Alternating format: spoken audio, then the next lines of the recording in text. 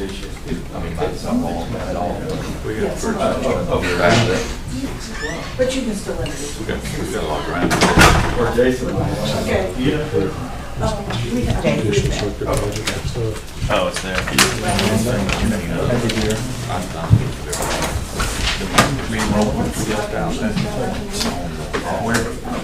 We're live.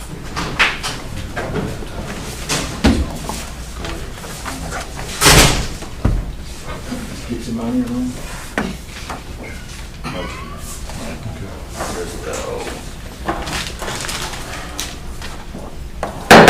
Okay, 6 p.m. So we'll call the meeting to order for the Jefferson County Board of Commissioners for Tuesday, June the 27th. If you would at this time, please rise for our invocation. Contributed invocation tonight. May we pray. Father, we thank you for this day. We thank you for another opportunity to meet. And Lord, we ask that you be with us in this meeting. Lord, we ask that the things that are decided on are pleasing unto you. And God, we ask that you give our board the wisdom and knowledge to make decisions that are pleasing to you. Father, we ask that you forgive us our sins and our wrongdoings. And Lord, we ask that you continue to bless our community. We thank you and we ask these blessings and others in your son Jesus' name. Amen. Amen. If you join in the pledge. Pledge allegiance to the flag of the United States of America and to the republic for which it stands, one nation, under God, indivisible, with liberty and justice for all.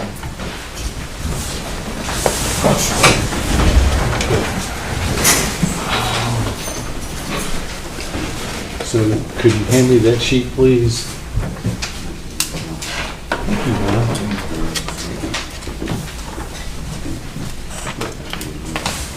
Okay. Next on the agenda are public comments. We do have people who have signed up for public comments tonight, and I know some of you it's your first time, and for others it's not, but I'll remind everybody. So if you would, when I call your name, if you'd come up to one side of the podium or not, we are live on YouTube, we're being broadcast. If you come up, state your name and your address for the record, and you'll get 5 minutes. And if we have to cut you off, we apologize, but we have a 5-minute hard rule. So first is Ms. Hand. Oh, Amanda. So your name and address, ma'am. My name is Amanda Hand. My address is 113 Norris Branch Lane. I'm asking for the county to look at my road. It is a public drive, I am very aware of that. But due to the way the county has North Old Alabama and Fallon Road drainage ditch, it literally is washing my road away. Our road is horrible. It's washing one of the neighbors' barn away. I'm all the way at the other end, and it is so bad that my driveway is just about a 90-degree angle. It's messing up cars. It's just ridiculous. We've bought gravel. We've put it down. One neighbor paid for powdered asphalt to be put down and spread. That was 2 years ago, and it's gone. Like, there's ruts so bad that it's worse than Baker Brick used to be back in the day. When I was a teenager, Baker Brick was horrible, and you mud bogged on it, so you can imagine how bad it was. My road is that bad, and we drive down it every day to get to our house and to go to work. We have gone above and beyond to try to take care of our road, but we're fighting a losing battle. If we're constantly fixing the ruts and the drainage hole is directed right towards our road, there's nothing we can do. So we're just asking if y'all will look at it and see what you can do to fix it on your end, or at least help us. Okay. Thank you. All right.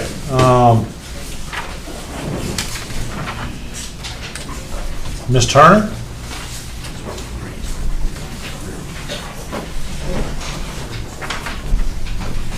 Hi, my name is Carolyn Turner. I live at 305 Market Drive, Thomaston, Georgia. I don't want to say it's a complaint, but it's a concern. I'm one of those parents where the kids got to go to the championship, and I was listening to Miss Johnson was saying that there was funding and scholarships and grants. Well, while she was talking, I was trying to look for those, and I didn't see it. where was that money for those kids that the mayor and Mr. Head had to come in and help those kids get to where they were going? My concern is there are lots of kids that play for them and they play hard. What's going to happen to them when they get to that level again? Will they just be left in the dark? Because I had to have a lot of parents help donate water, juice, stuff like that, just to get them toiletries and stuff like that. But she kept saying about grants and scholarships, but where is that money for those kids? That was my concern, my question. Thank you.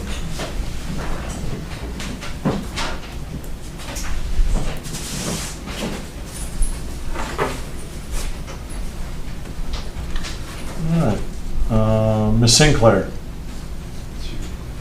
Me. Yes, ma'am. If you would, just your name and your address for the record. Margaret Siclari, 611 Nottingham, here in town. Again, I have a couple of statements. One is I hate that black window in the Civic Center because you can't see in, and she will sit there and have the front desk tell you she's not in. And she's sitting there. You try and get an appointment, no go. I'm sorry, but that's the way it is. Second of all, when the prices were raised for the Quilt Guild, and I know several other organizations, there was nothing. I'm not a computer person, so I don't get on and look all that stuff up. I have to ask my kids to help me. If it had been posted in the Civic Center, somewhere where it was public, if it was, I sure didn't see it because it wasn't up front, it would have helped me a lot. But you just go and they say, it's going to be $80 a month, a meeting now, when we hadn't been doing that. We are not a profit. Our dues are $20. We don't have that kind of money to pay for a room every Wednesday, not to mention when we were often bumped, not always with notice. I understand the voting, that's not a problem, but there were other times that we were bumped, and we've been there for years. It would be nice to be notified ahead, but like I said, for me, it would have been helpful if the notification and why it was going up would have been very helpful for me. Thank you. Okay. Ms. Traylor.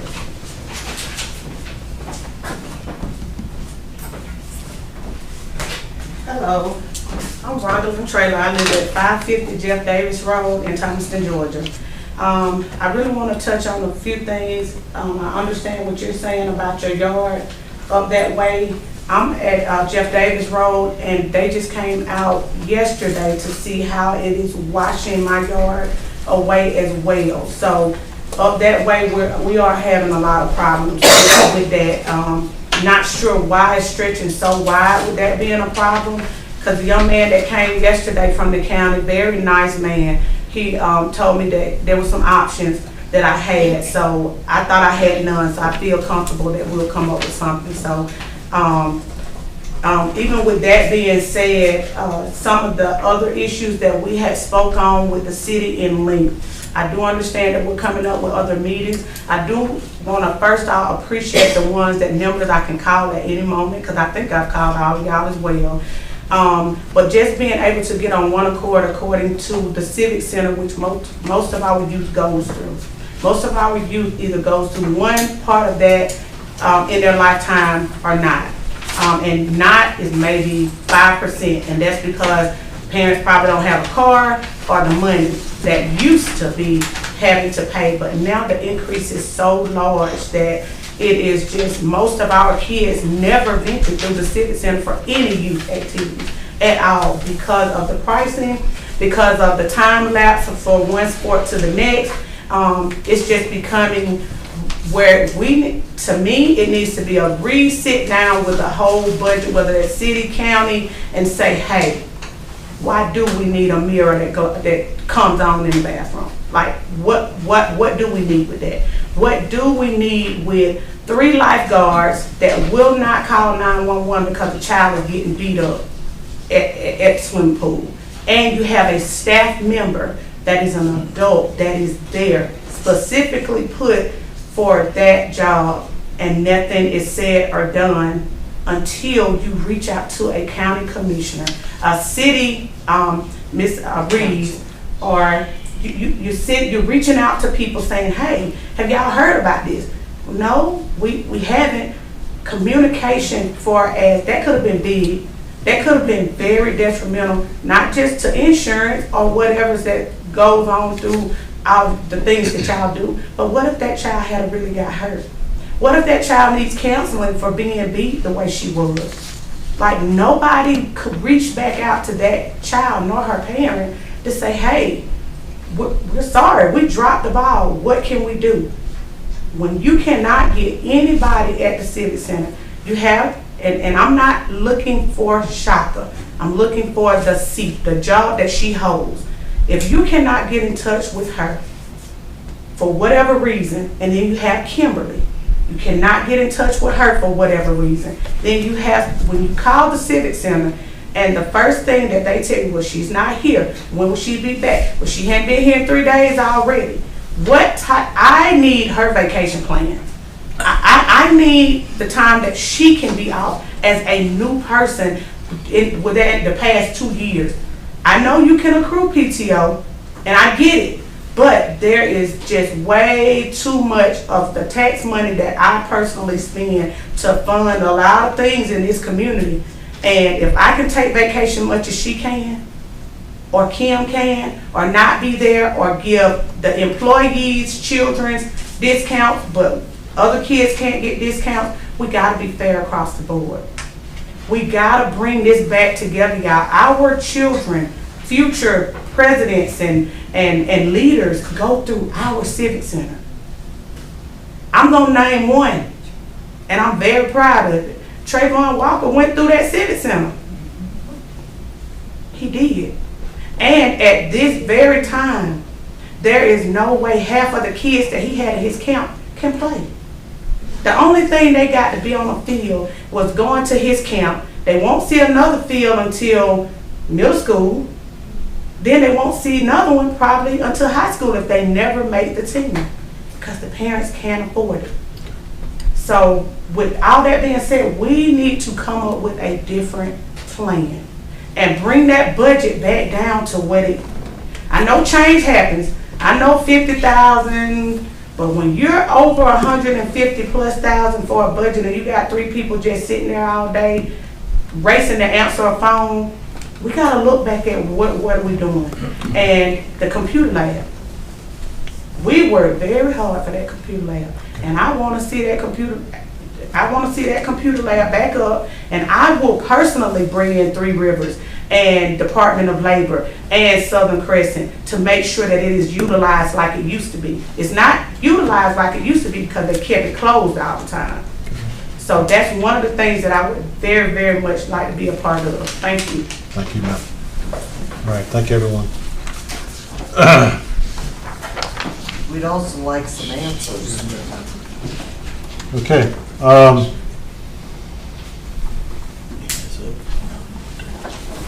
Next on the agenda, Martha Ann, would you please come up front?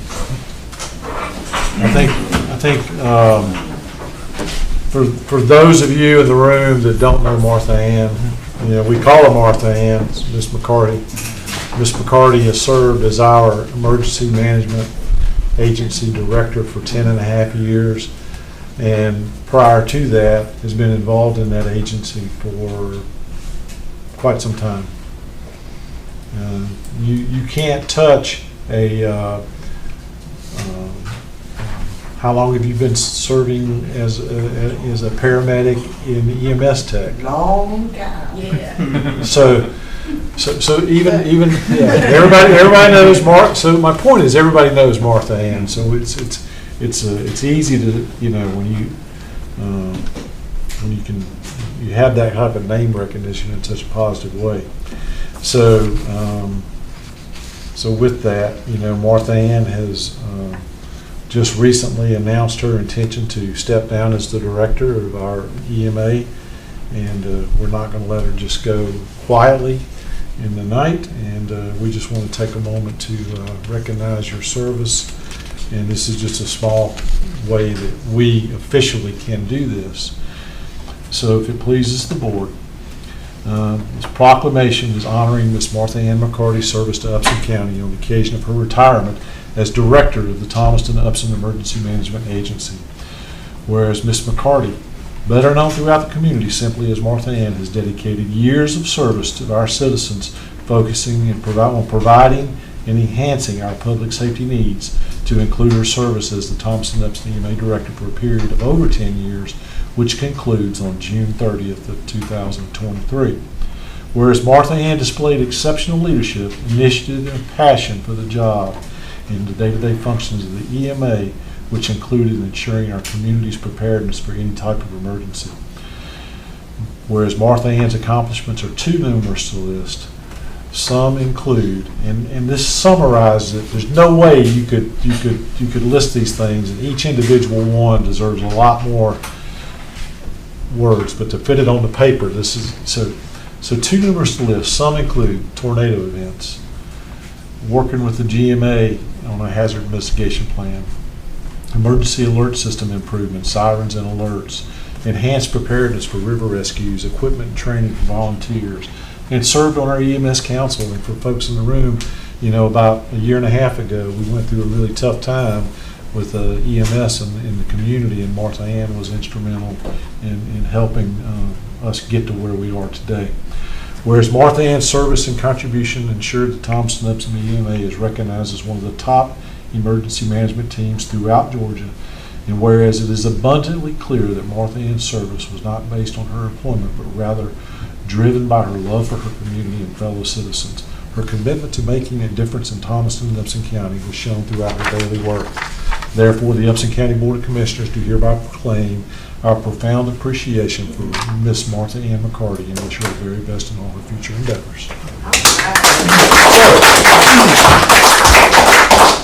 If it would please the board, Mr. Chairman. Very much please.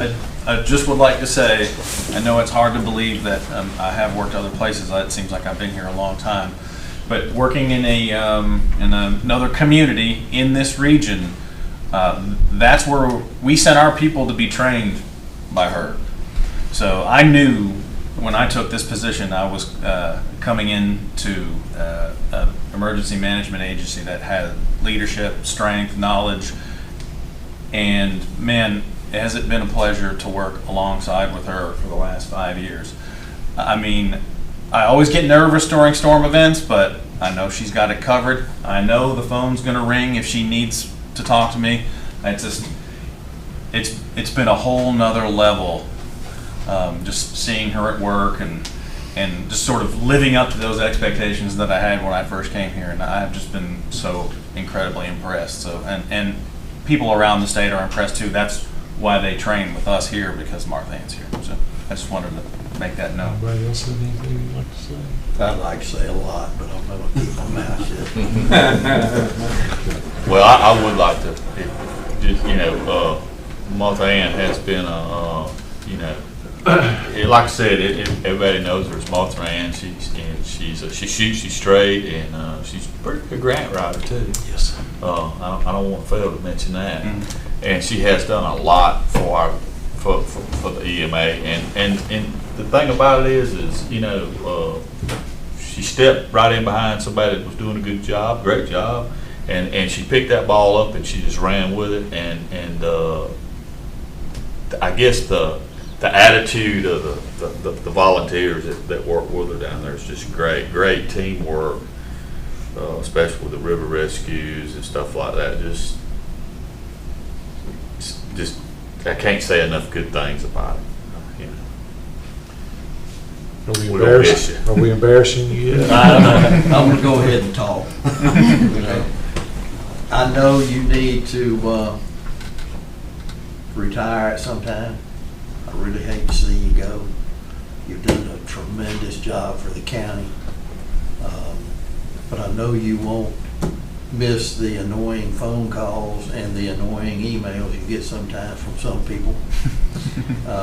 So I appreciate everything you've done for this county, and I wish you well in the future.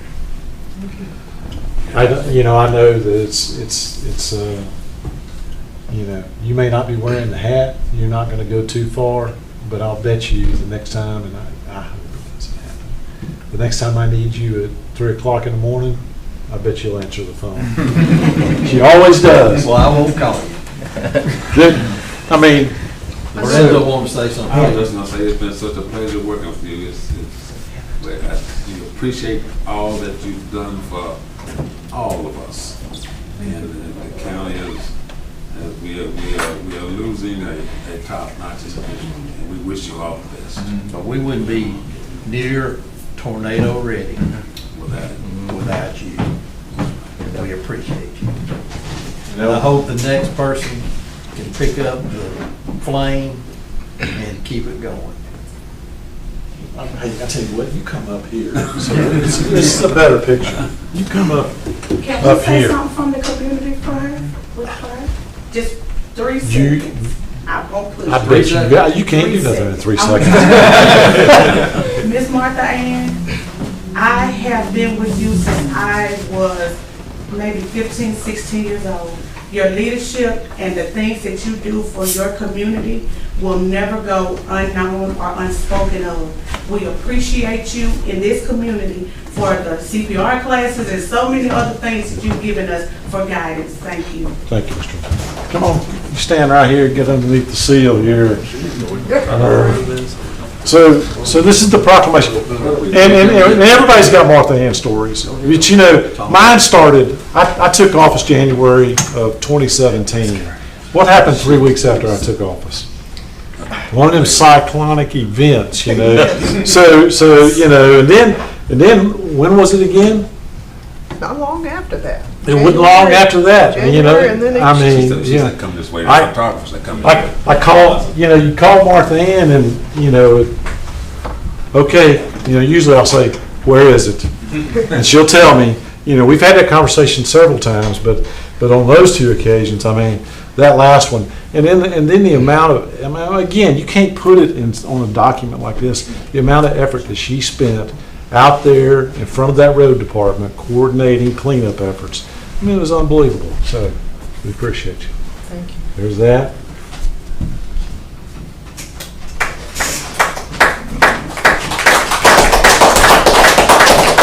Okay. All right. And we know how much you love the river. All those river rescues and everything like that. We wanted to, Kim, you just tell her to keep it, just when she misses the river, just look at the picture, but in case she gets a hankering, she's got this, her pass right here that'll get her down there through the next year or so. What? It'll give her a lifetime. We'll work on that. Hey, great minds think alike, but Jessica's got to still work on that. Thank you. And just so if everybody, just know that we're doing a community drop-in for Martha Ann at the Gathering Church Pavilion. It's a beautiful place. It's going to be a kind of a warm day, so it's in the shade. Everybody just pass the word. Please come by and say hi. Have a cookie or drink a bottle of water or something. But you want to say anything? We talked about you. Tell them what it is. 5:30 to 7 at the Gathering Pavilion over there off Hannah's Mill Road. On what Thursday. Thursday. Thursday. Down road. Yeah. I can't say enough. I'm very humbled. Thank you. All right. Here you go. We'll put it right here. All right. We'll let you pick it up I can when do you come that. back around. After I hobble. And you actually get to leave the meeting now if you want to. If you want to. I don't know, she come in holding a check. I don't know what that was Yeah, I for. did She bring gave Alan a check. We haven't quit yet, though. Retirement's not official until Later this week. Okay. All right, gentlemen, moving right along. Next is the consent agenda. You have for your consideration on tonight's consent approval of the June 13th formal joint T-Splosh kickoff meeting minutes and approval of the June 13th regular meeting minutes. Can I have a motion on the consent? So moved. Is there a second? I'll second. Ms. Jones? Commissioner Jones? Yes. Commissioner Wilder? Yes. Commissioner Watson? Yes. Commissioner Ellington? Yes. Chairman Allen? Yes. All right. New business. Discussion and consideration of an intergovernmental agreement for the use and distribution of proceeds from a transportation special purpose local option sales and use tax, T-Splosh. Mr. Chairman, I can make this pretty simple. This is identical to the one we had at the joint meeting, and this is also identical to the one the city adopted at their meeting last week, which I believe we may have gotten a signed copy of already. They were trying to coordinate that with me today. So nothing new to explain here. The last of this process will be to have Yatesville adopted, and then we will have the call for the election on the next meeting. Okay. And just as a quick recap, this does have the single ballot question with the two-parter, including the $9 million in general obligation debt to be funded by the actual penny tax to continue our resurfacing program and our bridge work. Yes, sir. Okay. So staff's recommendation is to adopt, approve? Yes, sir. So gentlemen, you have staff's recommendation for approving this intergovernmental agreement. Is there a motion? So moved. Is there a second? I'll second. Any discussion? Hearing no discussion. Ms. Jones? Commissioner Jones? Yes. Commissioner Wilder? Yes. Commissioner Watson? Yes. Commissioner Ellington? Yes. Chairman Allen? Yes. All right, moving right along. Discussion and possible consideration of the mid-year agency's budgets. And Jason, can I just pass this off to you and Alan to kind of walk us through this, or? Sure, and we do have a representative. Okay, I think we just hand it over to the CFO. He's volunteering. Mr. Chairman, what I have on the agenda is the discussion of possible consideration, obviously, of the, what we call mid-year budgets for all the agencies. If you look, there's actually a resolution to approve the budgets, if you so choose, or agree to approve the budgets. On the second page is an exhibit which lists out all of the mid-year budgets. I did ask Mrs. Cynthia Kilby to come to represent Pine Mountain. She is right there. And I asked this fine young man back here to represent Mr. Simmons. Mr. Will Simmons to represent the Griffin Judicial Circuit. The DA insisted that she come, so but really she did. But I had asked Ms. Kilby to come simply because of the amount of increase in budget, and she can address any questions a lot better than I could. Same thing with the Griffin Judicial Circuit, Mr. Simmons. So do you want to We could start with, tackle these as they're and probably go down the list and just, we can talk about the Griffin Judicial Circuit. You can hear from Mr. Simmons. You step us through it. Okay, Mr. Simmons? Yes, sir.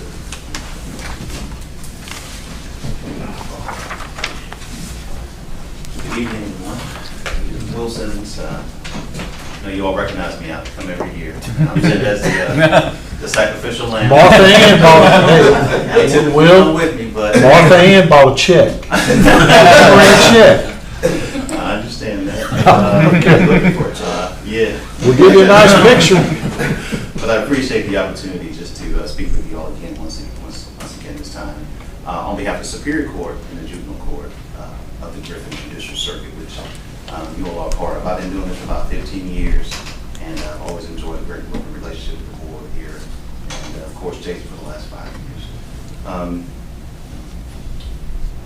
As you know, we split this budget based upon case count and caseload. I'm assuming they have a copy of the budget and all that good stuff, so not sure what you would like me to walk you through, but based upon everything here, the new quarterly payments for Upson based upon the case count and the population would be $61,237.75 over a four-quarter period. There was just a slight increase in the case count for Upton by 1.7%, but overall, the largest increase is due to the staff increase for the Griffin Judicial Circuit employees that Fayette County has proposed. And although we are separate counties, we share the judges and the court staff. And so the proposal is to help get those folks to a competitive salary with 12.5%. We will front the money out of fund balance, which is way over $300,000 right now. That would leave a fund balance of about $149,000 that will be reallocated back to the counties after we get back to where we need to be. Trying to think here. I guess I'll ask you if you have any questions about that piece first. So, so you front the fund balance Not all of it. for the first year to help offset the impact. Yes, sir. But when you come back and see us next year, it's all on us, right? I mean, there's no, you've softened the blow. Mm-hmm. So what was the? So you So the net bottom line without fund balance is what to Upson County? Per quarter, well, your total for the fiscal year would be $244,951. That supports Superior and Juvenile Court operations. Right. Yes, sir. Which breaks down to the $61,000 a quarter. And is that including what I'm trying to say here, the additional money that y'all gonna put back in? Is that including that, the cushion that we discussed? I believe so. I couldn't see, I could not see it in the budget. I know there was a discussion that was sent out to all the county managers about utilization of existing fund balance to help. I guess what we're trying to, I guess, in the budget. what I'm asking for, and I think what the chairman's asked for, is give us a picture of what, how much of those funds cushioning us now, what are we to expect in the future? Because we're gonna need that information for budgeting purposes anyway. Budget is actually right around the corner.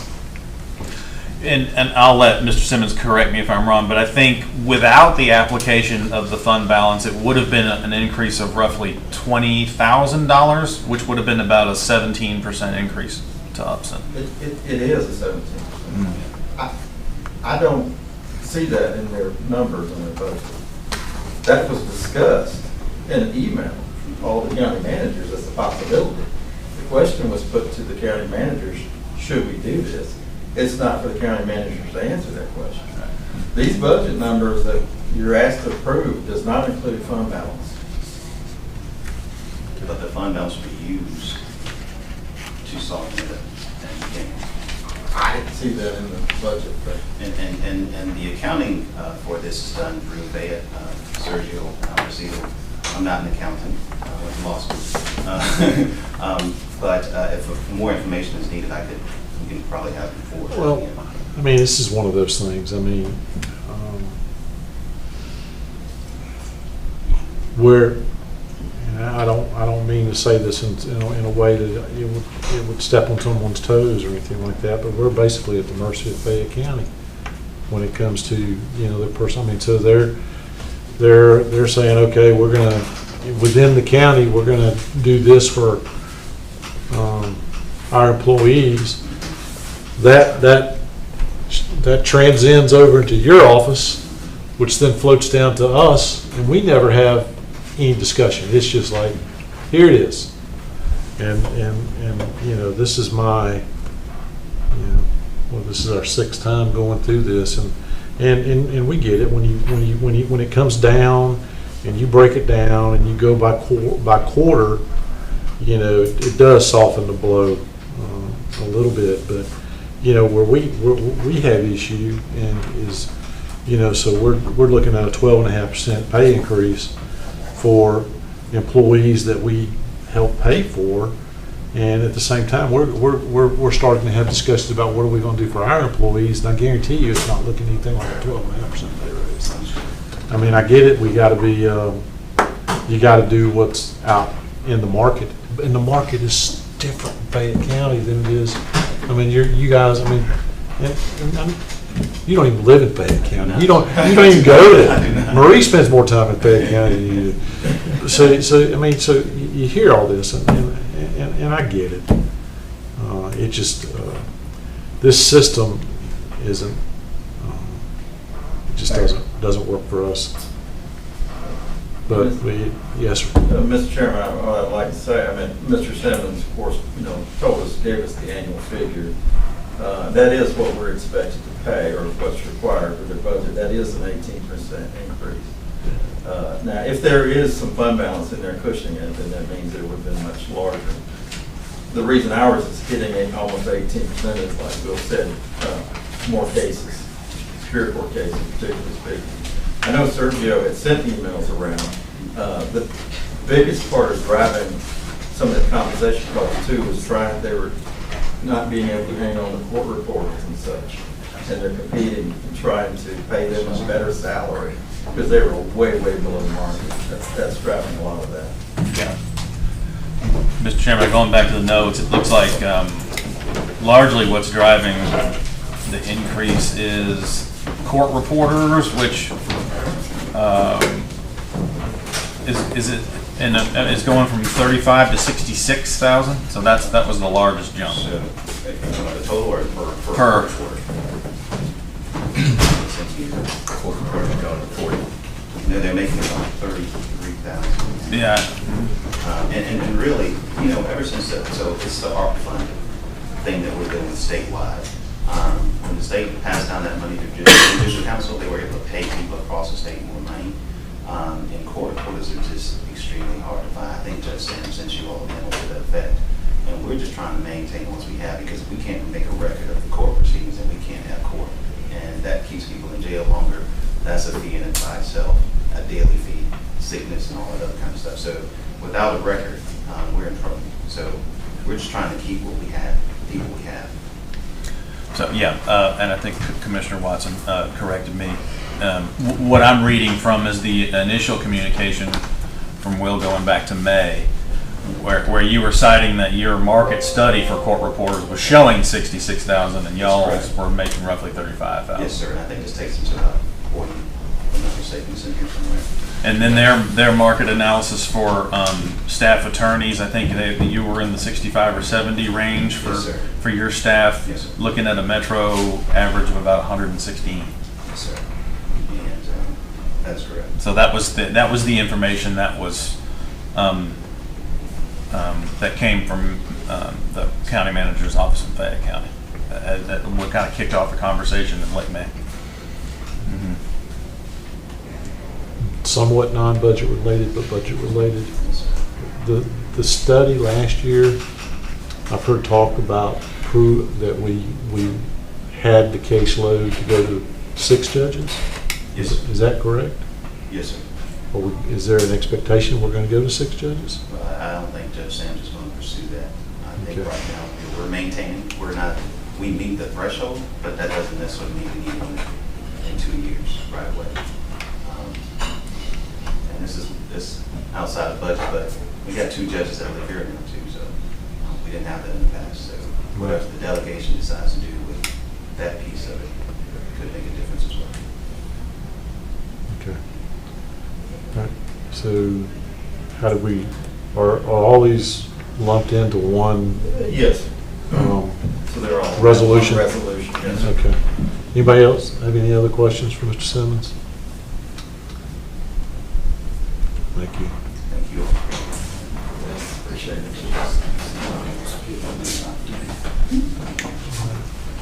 And so that Alan took care of juvenile, Superior and juvenile. Superior and juvenile court. Next up would be District Attorney. And really, her budget, $305 increase. Don't y'all like to hear that? So. Yeah, that was great. We're gonna break it down there. Ms. Jones, you have your picture? I don't. Okay, I'll just sit here then. Is it okay with y'all if I sit down for this one? You got a PowerPoint for us? Yes, I do. Just kind of want to let you know what we've been up to, what the taxpayers' money's been paying for. Oh, and I'm Marie Broder, I'm your district attorney. I know all of y'all, but I need to introduce myself for the record, right? UCBOC.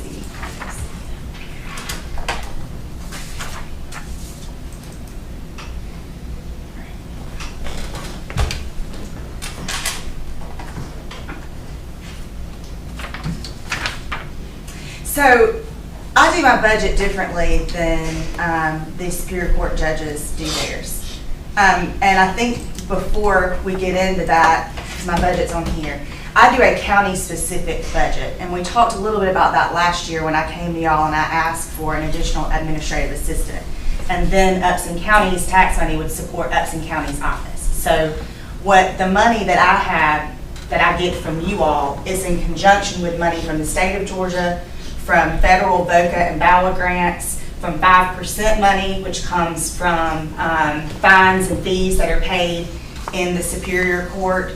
And then I also have right now an ARPA grant. To be quite candid with the board, that has been a nightmare. The ARPA money that we are owed, they are 6 months behind on paying me. So that's money that I promised to an attorney that I'm having to float with my budget, and then when they pay me, I have to. So I say all that to say your money goes into my budget, and then I pay what are known as spacer employees or state paid county reimbursed employees. But right now, the Upson office is funded independently of any other office. So Fayette County funds its office, Spalding County funds its office, Pike and Upson, and it's taken a full 4 years to get there for me, but I'm proud that we are there. So if anything did happen, the citizens of Upson County would still have a fully staffed office. We aren't dependent on any other counties. So here are the employees that staff this office. I know that Mr. English can tell you when he was here, there were 2. So we've definitely increased the number of attorneys that have staffed the office. That's due to an increase in caseload, frankly. Right now, we're about even, and I'll break the percentages down for you just a little bit with Fayette County. Now, Upson and Fayette go back and forth. I don't want anybody listening on YouTube or for the commissioners to be alarmed by that. I'm going to do a breakdown of the caseload. The difference is not that Upson County has as much crime or more crime than Fayette County, it's that we handle misdemeanors down here. And we do not handle any misdemeanors up in Fayette County because there's a state court. So that's the reason for the percentage, but obviously those misdemeanors take work too, and my attorneys have to put work into this. I also have a receptionist. I have 2 investigators, Rick Reeves and Tim Ledbetter just came on board. We had Stan Phillips retire, and so Tim is new. Our victim advocates are Shirley Reeves and Hannah Kennedy. I was heartbroken to hear from Shirley today during employee reviews that I think she's going to retire this year, and if y'all know anything about the DA's office, Shirley Reeves has been there a very long time, and so happy for her, but sad for us. And then Samantha Smith is the position that you all agreed to fund last year. And so Sam is on board and just doing a great job and a big help for Lloyd Harper, who's been with me a long time. So here's that caseload analysis I'm talking about. So you can see that as far as the percentages are concerned, Upson and Fayette kind of fluctuate as to sometimes Upson's at 26%, sometimes Fayette's at 26, 27. It just depends on how the cases are coming into the office. And then of course, Pike County is hanging out at 5, but that's changing. We're seeing that caseload increase in Pike County due to an influx in population. So we're hoping to keep it down, and then Spalding far and away is carrying half of the caseload. So here's kind of a breakdown. Okay, to be fair, Ashton normally helps me with my PowerPoints. She would make sure that you could read this, but Ashton is on maternity leave. She just had a baby, so this is my doing. But basically that huge chunk right there to the left, those are the misdemeanors that we're carrying. So that's why you're seeing your caseload percentages kind of even with Fayette. And then the rest of it breaks down: felony drug, felony property, personal felonies, which are going to be like your ag assaults, ag batteries, your sex crimes, and then murder. We did see a bit of an increase over 2020 through 2022 down here in Upson, but my team just successfully tried a murder case and got a conviction on all counts, and I'm very proud of them for that. And they've been slowly working through, not slowly, they've been furiously working through the backlog, and I'm happy to say that of all 4 counties, Upson County is in the best shape when it comes to backlog right now. They have really put in a lot of work, and we're in really good shape down here. Okay, this is why I needed additional attorneys down here. So basically the Prosecuting Attorneys Council says, and this is laughable, and I know, Mr. English, if you'll think back to your days at the DA's office, this is going to be laughable for you too. They recommend that each ADA carries around 150 cases to maintain a good balance, okay? To give you some perspective, Warren Sellers out of Fayette County was hovering just above 300. Holly had 350 in Spalding. Michael had in Pike, he has very close to 400, but also Michael's carrying juvenile court in Pike and in Upson, and he's also doing probate court, so that's going to make his numbers increase on top of Superior.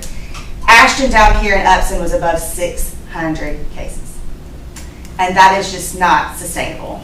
So this was before I brought in an additional, the city agreed to fund an additional attorney, so the city funds an attorney for me. I hired an attorney from a grant position, and I moved a state position down here. So I invested a lot of money in Upson County to help get that number down, and it's gone down. They're all hovering at around 300, which is double what they want us to have, but it's in line with the rest of the circuit.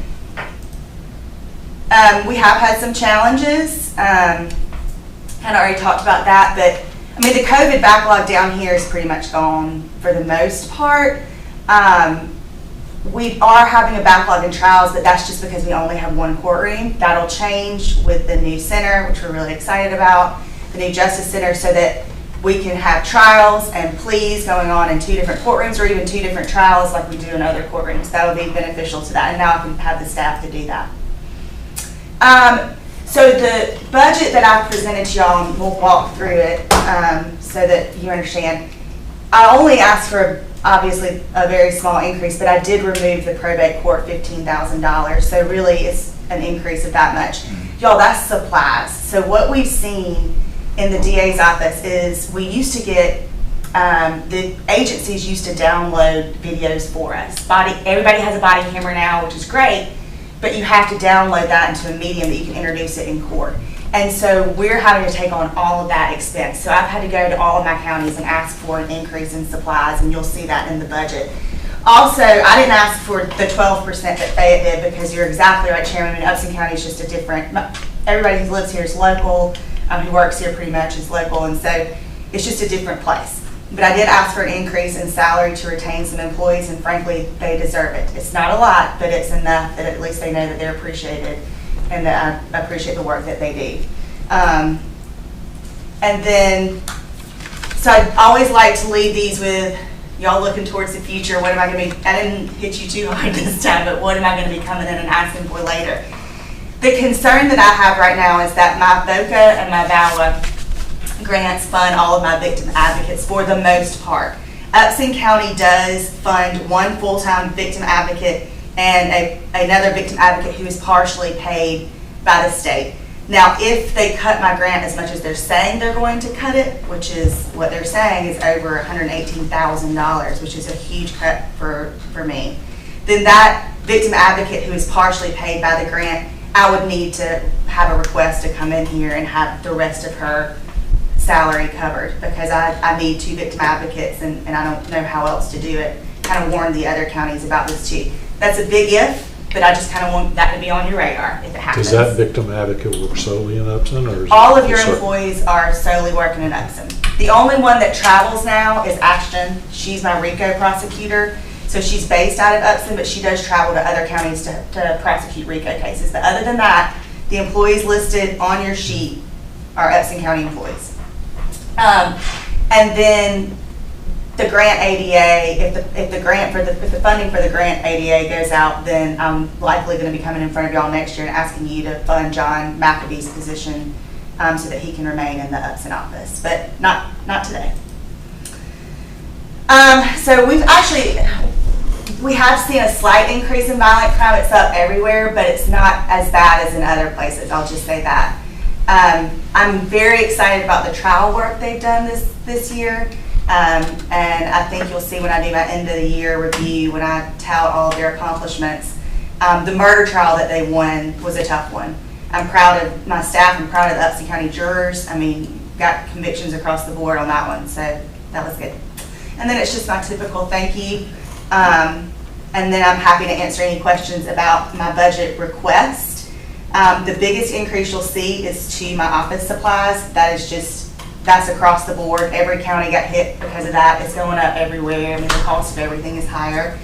And then just a few adjustments to salaries to bring the salaries to be at least slightly competitive. I really try to be fair in what I pay my employees, and I try to keep them around a fair level. And so when others get increases, then I think it's only fair that the ones that deserve it get it down here too. But I'm happy to answer any questions. I have a question. Sure. Yeah, a quick question. So if the VOCA grant does not come through, and then also what you mentioned about Mr. McAbee's salary, how much is that total that could be coming back to us? So the victim advocate position, if you'll look on there, there is a victim advocate position that is fully paid for by Upson County. It's going to be roughly the same amount with the benefits and everything else. I have that total. That's the total yearly amount. And John's position, that's going to be a big ask. He currently makes 65. I'm not sure what his benefits are. I didn't do the breakdown, Commissioner Watson, I'm sorry. But that's his yearly take home. That's why if some of y'all saw my reaction to what the staff attorneys are getting paid, I was like, wow. My attorneys aren't making quite that much. But so that would be his take home, but I don't know what his benefits are offhand.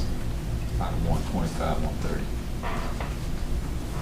Yes, that's probably about right. Benefit. Anybody else? No, if you got any extra money, you can donate it to the Judicial Center. We're excited about it, man. We were Rent's gonna go up. Yeah, I'm sure.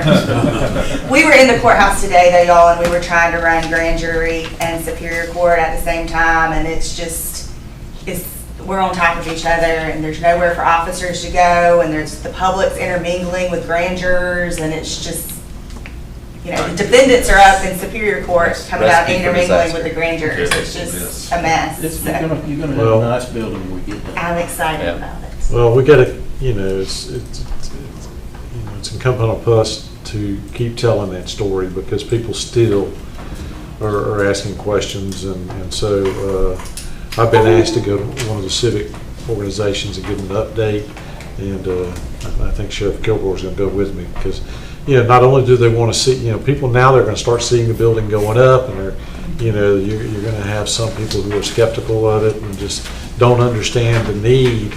Well, y'all did such a great job expressing the need that you convinced us now, and you convinced the voters, they approved it, and now we got to keep convincing them until we cut the ribbon and we start getting our jail population down, start getting cases heard, and start providing a safe and efficient place for y'all to work. Right.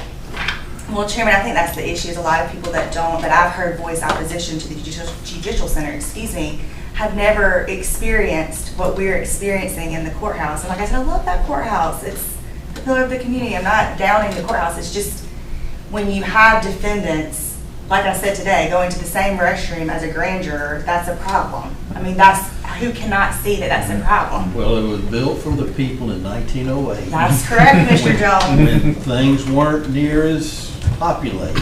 Yes. And people weren't near as nasty. That's right. So.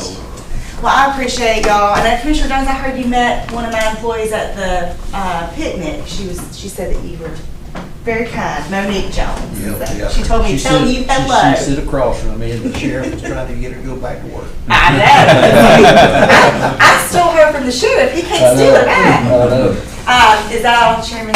Thank you. Thank y'all very much. Appreciate you. Do you mind if I'm excused, Chairman? No, you can stay. Excuse you. Thank y'all. Good to see everybody. Thank you. All right, and then We got a vote on her. we will. We got your rest. And lastly, Alan is Pine Mountain Library. Yes, sir. All right.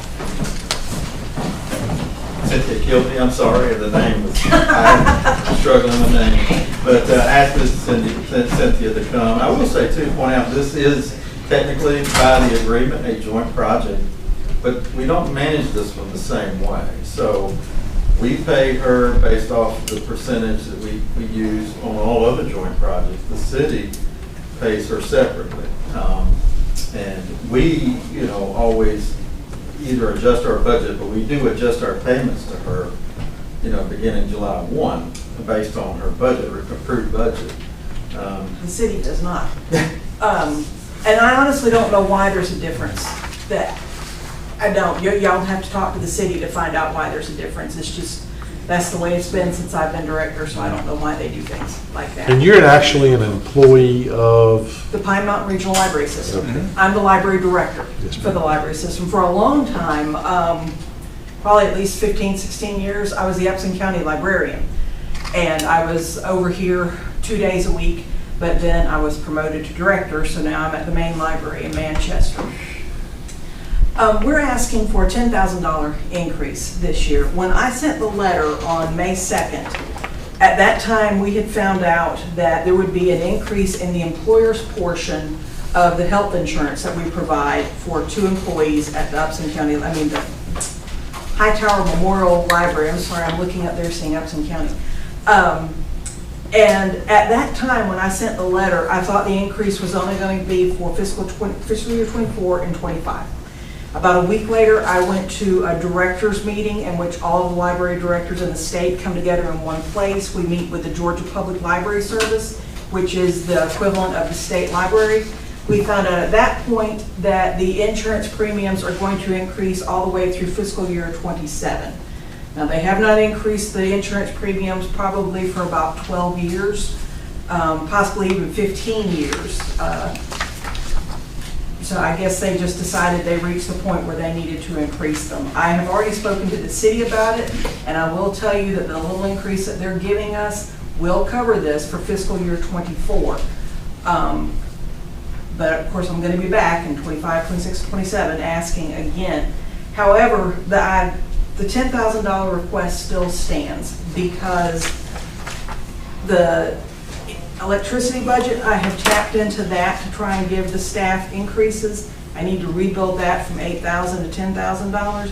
And then I need to increase my staff's salaries. I have a part-time employee who's been with the library for 16 years, and she makes $9.72 an hour.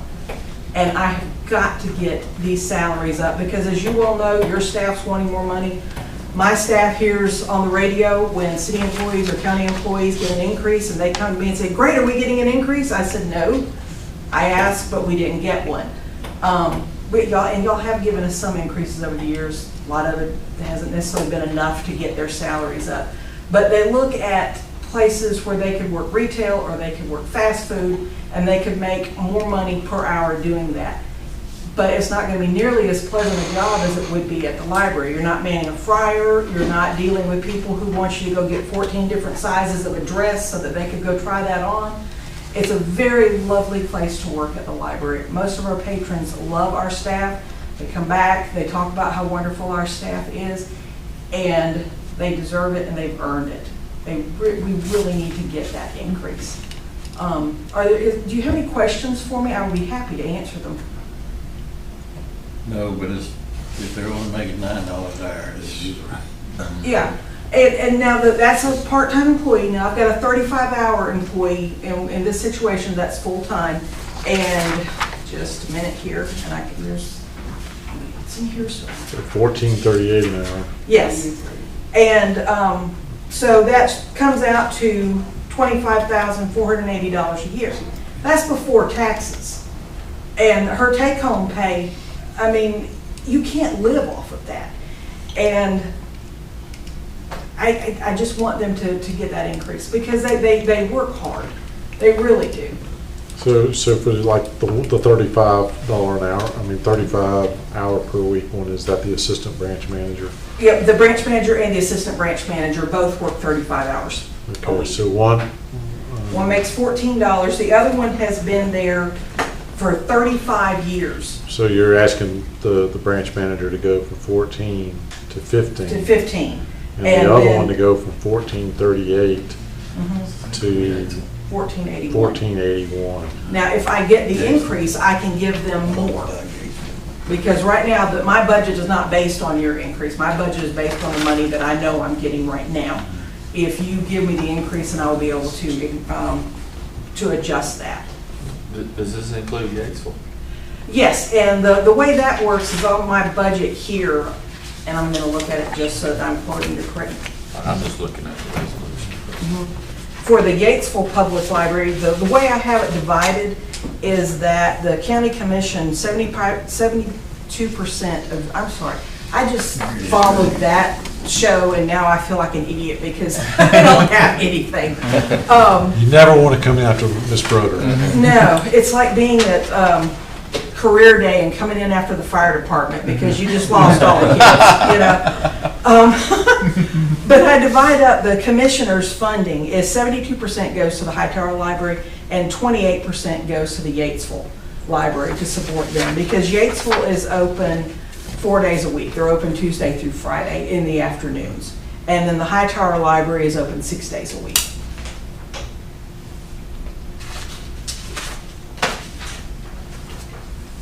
City of Yatesville pays for utilities, repair and maintenance, lawn care, pest control. Yeah, they cover all of that for us. Mr. Chairman, may I ask Ms. Kilby a question? Ms. Kilby, I may have made an error, I'm not sure. I had based the total budget on the 221,150 split between us and the city. But I noticed, I didn't pick up on the front of your letter that the BOE was included in that. They do give us some money. They do. And I split that up the same way, 72% for Hightower and 72% for 28% for Yatesville. So really, what we would be responsible for would be the Less than 19.15. yeah. So The increase that I'm asking for, I based on the amount that the county commission was giving us last year. So okay, that 146, increase. 166. Right. And this is last year's funding is what you're, this is what you provided last year, but you're saying you need more. Okay, did I make a boo-boo? I'm not certain. I thought I understood. I may have made a boo-boo. That's entirely possible because I'm not the business manager. Okay. She's covering for me at the Meriwether County Commissioners meeting tonight. So I kind of looked at your expenditures here and went by the total between Right. the two libraries, Hightower and Yatesville, and that's your budget, and you needed funding from us in the city. So what you've requested from us is an increase of 13,555. Yes, sir. And that's really our portion based on the net digest. Plus, we pick up 100% of Yatesville because it's not a joint project. But just to clarify, we do levy our unincorporated millage in the city limits of Yatesville, and if you go back to our service delivery agreement, we have an old agreement with them, so we collect that money on behalf of the city of Yatesville and then pay the Pine Mountain system. I would just recommend we move forward. If I have to come back, we could amend the budget at some point if there is an error. I'm not sure. And I do apologize That's for okay. that. That was a good catch. That's, like the attorney said, he went to law school, I went to library school. And my business manager is at a different, hearing tonight. So I can double check that. Yes, ma'am. That number for you and get that to you. And it's just, and I'll be honest, it's confusing with the way being a joint project and who I ask for money and how much I ask, and I wish we could come up with some kind of solution so that it was a little more clear cut on who I ask for what. That would be helpful. I don't know if other joint projects feel that way, but I know just because Alan mentioned that ours seems to be different, and I honestly don't know why it's different. That was when I became the director. That's the way it was. How come the Board of Education doesn't give so much? That's just the way it's always been. And I asked last year for an increase from them, and they turned me down. So, because I think we have about 17 funding agencies across the 4-county region, and like some of the, I don't know if you know Geneva and Junction City over in Talbot County. Okay, I'm not going to ask them for increases because they're barely able to give us the $700 a piece that they give us. So I'm not going to give them money for Talbot County, ask them to give me money for Talbot County. But I try to ask the commissions for increases. I try to ask the cities for increases to see if we can get the money in there. But for some reason, that's what. Looks like the Board of Education would get more bang for their buck. Yeah. Well, and see, the summer reading program is specific, which is going on right now, is specifically geared to prevent the summer slide in children. Because we're sneaky about it. We get them in there with entertainers, we get them to participate with the reading and all that, and we make it look like fun. But the whole idea behind that is that they're not losing their reading skills over the summer, and they're not having to relearn them when they go back to school. And that, I do state that to the schools and let them know about that. And some of our funding agencies, some of our boards of educations in other counties give more, some of them give less. It just depends on their specific situation and what their funding is like. And I will say that the boards of education are also seeing this increase in insurance requests because we get the same insurance the teachers do, and our full-time employees are enrolled in their teachers' retirement system too, because originally 50 years ago or so, the public libraries were under the Department of Education, and we're no longer under the Department of Education. We are now under the Board of Regents through the University System of Georgia. They're the group that oversees the Georgia Public Library Service. But we're still in the health and teachers retirement with the Department of Education. Okay. All right. Okay. Chairman, I have one thing to add, and it's just good news for our visitor that we signed the notice to proceed on our recent round of resurfacing projects, which includes our parking the lot. Parking lot. Oh, thank you. Oh, that's fantastic. Thank you. That's So, great. We've been buying Roundup for the weeds. So within the next few weeks, we'll be contacting you to try to schedule that project. Excellent. Yeah, just let us know, and we will most likely, if you can give us a couple weeks lead time, we can close the library. I suspect it'd work a whole lot better if y'all didn't have patrons coming in and out, maybe. I don't know. You can let us know. Will do. But thank you so much for that, because that parking lot needs it. Thank you. All right. And thank you for your consideration and your time. I do appreciate it. Yeah. Okay, so following the path here, it looks like we come back to this resolution in a minute. Next on the agenda is discussion and possible consideration of the FY22 budget amendment, year-end departmental budget amendments. But do you need action on the? We need action on the resolution itself. Well, It's under another item G, Oh, it there's is. one. I'm just following the. It's on here. Oh, gotcha. It's Okay. just on there. Excellent. Sorry, I missed that. Yeah. Okay, so discussion and possible consideration of FY22 budget amendments, year-end departmental budget amendments. And so this is necessary because. Yes, sir. This is the annual reallocation between departments, because we, by law, we're not just by fund, but down to the department level. That's the level to which we budget. We can't have deficits in our department level budgets.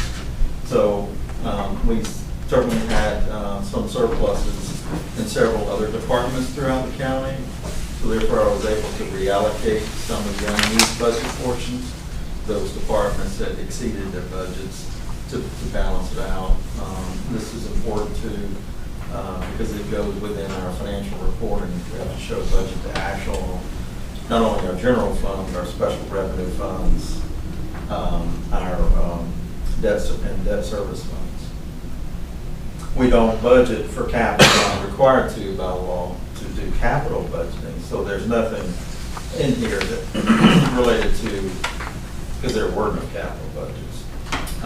And there's a small piece, I know it's in very small print, there's a small section that deals with some adjustments just to make some corrections where the chief financial officer entered some numbers incorrectly doing initial budgeting. So that second section has to do, a piece of it has to do with just making some corrections. The top portion of it was just simply, we took a lot of different accounts that had no department designation that we in the past we've been using for Byron JAG, and we actually created the appropriate department designation for Byron JAG, which we refer to as device control. And we just reallocated from one account, reclassified, I should say, from one account to another. Mr. Allen, is that Department 3322? 3322. Mr. Chairman, those are all the grant applications you're always signing for drug task force. Right. Yeah. So, this is just cleaning up FY '22. Was there, Yes. was there anything really askew? I mean, general fund salaries 1.8, and I guess we came in over budget by 203,000. That is for Department 3300. Yeah. We did. We came in over budget, so I had to reallocate or reclassify salaries from. Yeah, and so did that, so that line item, does that just apply to county commission salaries, or is that across the board? This particular line item that you're referring to that's the sheriff's patrol. So he was over budget by 203,000 in that particular department under the sheriff's office. And he was under budget in Department 3326, which would be the jail. So that you can kind of see the offsets there where I'm reallocating some of the budget up to Department 3300 and away from Department 3326.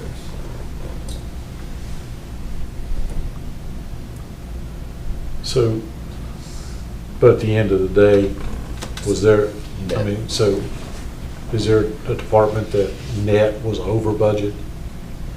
I mean, when I say department, I mean our office, okay, Board of Commissioners, and our other partners out here that work with us. Well, there were a number of departments that were over budget, but then there were departments that were under budget. So, for example, we blew well past our budget in finance admin.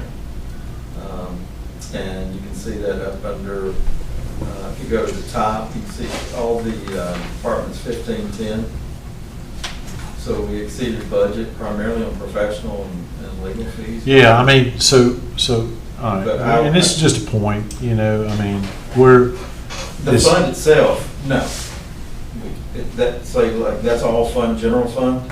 Yeah. So if you look about midway down, you'll see it zero. Yeah. So you know, I know it takes time to reconcile and everything and that, so, but here it is, the end of June of 2023, and, you know, so we're going into, getting ready to start talking about 2024 budgets, and we're just now finding that, yeah, I don't know, I mean, we have a department that we have cognizance over, and we have other departments that we don't. And so the ones that we don't have cognizance over, was there any of them that were over budget? Bottom line, net? Cognizance for me. No, sir? Define cognizance. I mean, I have cognizance. Constitutional of all officer. of them. Well, I Well, just there pointed were- one out, the sheriff's office. But that was just on that one line item, but Right. net, I mean, were we, Net in all of his departments, he was not over budget. okay, so again, I mean, especially for them, we approve a budget, they get that pot of money, and then they can, spend it as they see fit, but as long as they come back at the end of the year, they're not over budget. Right, so. So I guess, can you, So we. is it any value to us to have a summary of the 22 budget that says, this is what the net was compared budget versus actual? When you speak of net, are you talking about by department or by fund? Any way I can provide it to you that you'd like to see. I know you can. So now, I'm providing these to you, granted not as often as I should be throughout the year. And I'm doing it on more of a high level, but I make available I know. all the minutia that any member wants to see. You putting in that book still on the shelf? Well, We get away from that because nobody was yeah. asking for it. And I admit, it is June, this should have, been done already, but Yeah. we kind of do this as part of budgeting too. We look at where they are on their current year budget, and then we compare that against what they're asking for So- 2023, so. Yeah, I mean, and I'm just, and I hate doing this, but I'm gonna have to ask the question. So sheriff's office, because that was out here, y'all just give me some leeway. It was significantly over budget. Why? Do we know why? I guess it's probably is our business to know why. I mean, because we're getting ready to talk about 2024 budget, and I'm sure there's some pay raises that are going to come at us. And so we were already over budget, but we took money. So we didn't fill jobs in the jail. We paid salaries over here. And so and I'm just using that as an example. I'm not calling that one out. But so when we see the budget this year, we're gonna when they present, we'll see what we'll see what their 23 budget request was. We'll see what their actual was. Or what, you'll see what their 23 actual is up to that moment. Yeah, And then you'll see what their 22 amended was. July, April, Right. something like that, it Yeah. will be Mhm. August on August. So that's where you get. Well, there is obviously a certain level of imprecision in budgeting, and I know there was one or two positions that he hired in that was a higher level than we budgeted for in terms of salary. Well, And he I just- operates off of a different pay scale, and so we do the best we can based on what he gives us to estimate what his salaries are gonna be. I mean, so the reality of it is, Well, the reality is, like, that office specifically was under overall. yeah. Yeah. I know he's very acutely aware of that. He's gonna make sure. But, so anyway, all right, well, I guess I beat that dead horse. So this is what we have. So this is clearing everything up. And so staff's recommendation is to adopt this resolution to amend the 23 budget. Yes, 2022 budget. 2022 budget. Okay. All right, resolution of the Board of Commissioners to amend the 2022 budget, whereas Upton County, Georgia is required by the law of the state of Georgia to prepare, adopt, and operate under an annual budget, balanced budget commencing January 1st of each fiscal year, and whereas the Board of County Commissioners has designated county manager to prepare and submit a balanced operating budget for fiscal year 2022 for Upton County, and whereas the county manager presented a balanced proposed 22 operating budget for Upton County at a scheduled public hearing to solicit public comments as well as work sessions, and whereas the Upton County Board of Commissioners adopted the proposed budget, and whereas any amendments to said budget after final adoption shall be made as follows. Any increases in appropriation in any fund for any county department of Upson County where they're accomplished through a change in anticipated revenues in any fund or through transfer of appropriations from one fund to another shall require the approval of the Board of Commissioners. Transfers of appropriations in any fund among the various accounts within the Department of Upson County shall require only the approval of the county manager, except those transfers of appropriations from the contingency reserve shall require the approval of the Board of Commissioners. And whereas it has become necessary to amend the original budget, and therefore it be resolved, the Upson County Board of Commissioners formally amends its original 2022 operating budget for Upson County as reflected in Exhibit A attached here to and incorporated herein by reference this 27th day. Is there a motion to adopt this resolution? So moved. Is there a second? Second. Any further discussion? Hearing none, Ms. Jones. Commissioner Jones? Yes. Commissioner Wilder? Yes. Commissioner Watson? Yes. Commissioner Ellington? Yes. Chairman Allen? Yes. Okay, discussion and possible consideration of the FY23 budget amendments for probate and magistrate court. Jason, you and I talked about this just briefly, but it's pretty straightforward. What was that one? This was necessary basically because of the Solicitor service. solicitor services. I'm trying to find that one.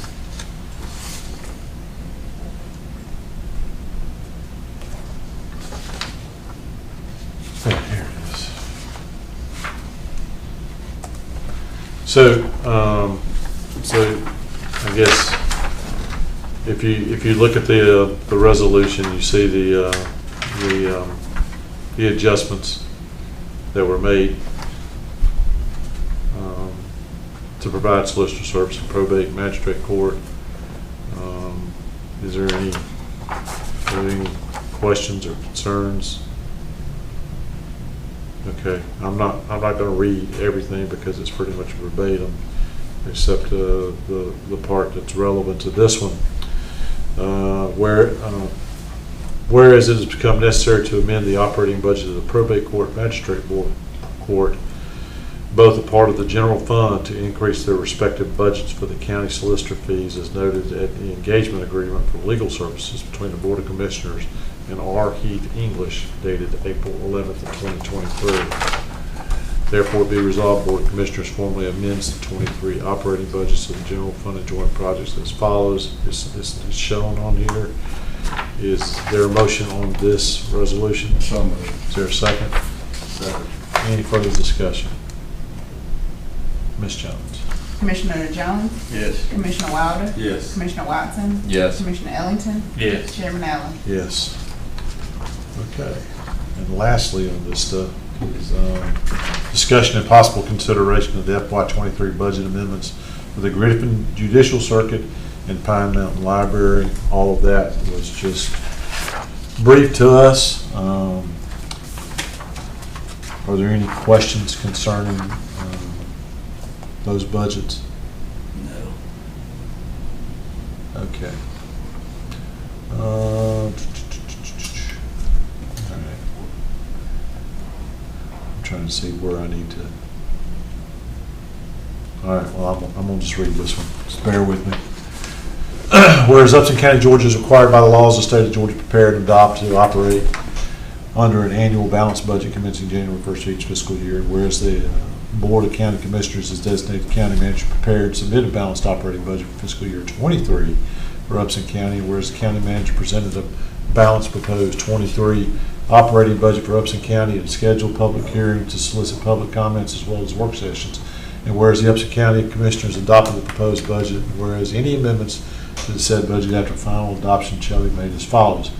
Any increases in appropriation in any fund for any county department of Upson County where they're accomplished through a change of anticipated revenues in any fund or through a transfer appropriation from one fund to another shall require the approval of the Board of Commissioners. Transfers of appropriations in any fund among the various accounts within the Department of Upson County shall require only the approval of the county manager, except those transfers of appropriations from the contingency reserve shall require approval of the Board of Commissioners. And whereas it has become necessary to amend the operating budgets of both the general fund and joint projects fund as a result of the approval of the FY24 operating budgets of the Griffin Judicial Circuit and Pine Mountain Regional Library System based on their respective budgets approved by resolution on June 27, 2023. You have, it summarizes it. Therefore, it be it resolved, the Upshur County Board of Commissioners formally amends the FY23 operating budgets for the general fund and the joint projects fund as follows. And it will be adopted this day. Is there a motion on this resolution? So moved. Is there a second? Second. Any further discussion? Mr. Chairman, may I have the CFO clarify one thing? Yes, sir. Alan, can you walk us through the revenue side of that amendment? This last one? Yeah, the one that's, we have a motion and a second on.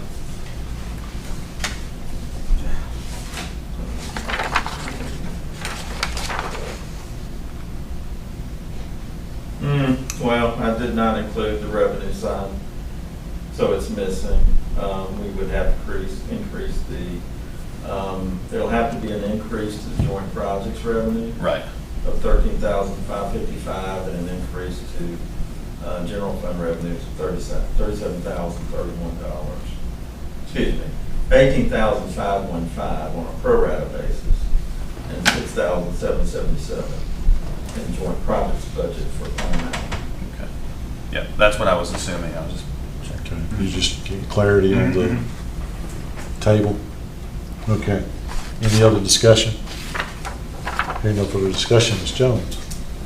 Commissioner Jones? Yes. Commissioner Watson? Yes. Commissioner Wilder? Yes. Commissioner Ellington? Yes. Chairman Allen? Yes.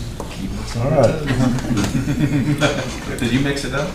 Yeah, she did it on purpose. Discussion and appointment to the Pine Mountain Regional Library Board. I guess we had a vacancy or?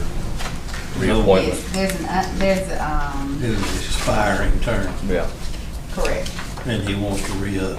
correct, And we got a letter from the, correct. so, you ready to discuss it? Sure. Okay. Whoops, I can't remember his name real quick. So David Ham? David Hamill. Yeah. Hammett.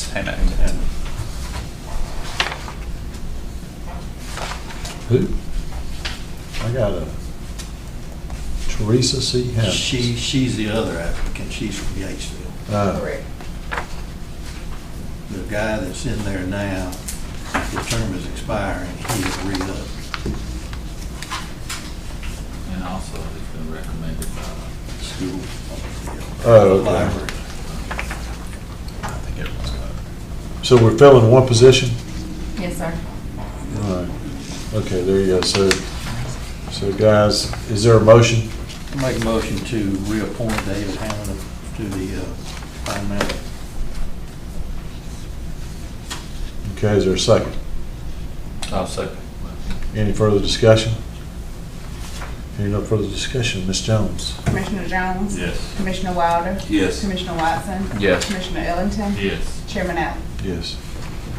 It threw me for a loop seeing that thing on letterhead. I thought it was a budget thing. Yeah, it was on the same page. All right. Discussion and appointment to the Region 4 EMS Council.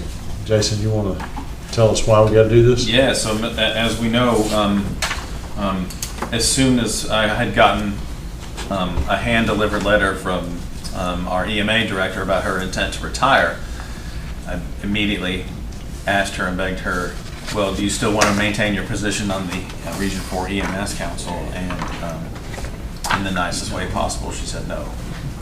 So our deputy EMA director, who's also our Thurston Fire Chief, is interested in the position, and I discussed it with him personally about what the duties and expectations were, meeting schedules. I told him, I served close to 2 years on the council myself. He's excited about it and willing to do it. So I encouraged him to fill out the application, and he submitted that to you. So I thought it was a natural fit, and it might be a good option for the board to consider. Okay. So we really didn't reach out and advertise. I mean, this is a kind of a unique, highly specific, I would say, that he's an excellent candidate, and to find someone that's willing to do that and make the commitment considering his position with emergency management here in Upshur County, I think it's a good fit. Okay, so you have a recommendation from staff to appoint Mr. Richard Hickman to Region 4 EMS Council. Is there a motion in staff's recommendation? So moved. Is there a second? I'll second. Any further discussion? Hearing none, Ms. Jones. Commissioner Jones? Yes. Commissioner Wilder? Yes. Commissioner Watson? Yes. Commissioner Ellington? Yes. Chairman Allen? Yes. Okay. Let's see. Were we intending to have an executive session added to this, and we? Yeah, Mr. Chairman, I failed to mention that at the beginning. I failed to remind you. Okay, so before we do comments, can we amend? You got something? Question or comment? I'm sorry for the interruption again, but it just wasn't delineated properly on the agenda, but it's back to the resolution to approve those budgets. The one that really was a part of 7D. There's a separate resolution there to approve the governmental agency budgets, all of them. Yeah, The other resolutions that we read through were to approve budget amendments for us. I thought we covered that one under. I just went down the agenda. Yes, but we were about to talk about this, but we skipped over it. Yeah, we skipped over that. Oh. Which one? D, under 7, new business. There was It wasn't a resolution CDD. associated with that one. There's a resolution associated with Yeah. 7D. Well, what threw me off was it said right here, G. I think that threw Jessica off too. I had paused us there thinking that we missed a resolution. And then, So it's two resolutions for the district attorney, the Pine Mountain Library, for all of them, and then it's a separate one for. It's a separate resolution to approve the budgets. And then the others What I go gave in. about it, so.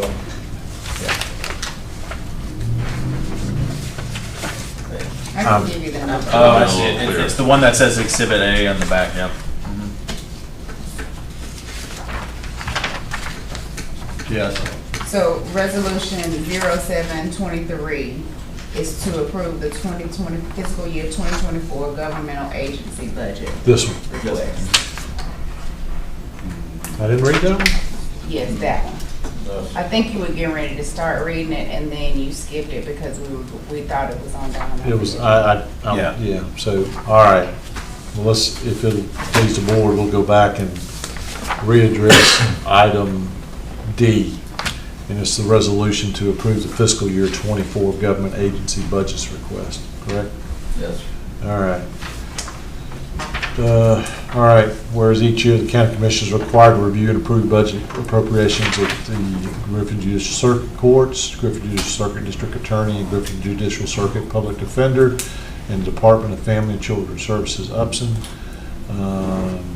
the Georgia Department of Health, Upson, and Pine Mountain Regional Library System, the government agencies based on each of the government agency fiscal years that begin on July 1st and end on June 30th.